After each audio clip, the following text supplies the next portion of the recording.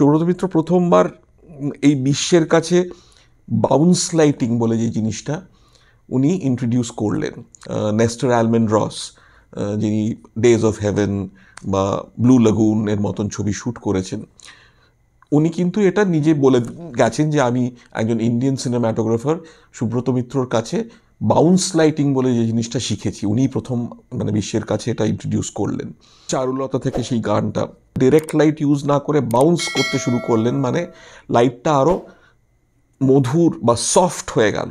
Source লাইটিংয়ের ক্ষেত্রে বা স্পেস লাইটিংয়ের ক্ষেত্রে যেটা ইম্পর্ট্যান্ট হচ্ছে যে যেখানে আমার কোনো ব্যাকলাইট দেওয়ার মোটিভেশন নেই, আমি কিন্তু ব্যাকলাইট দেব না।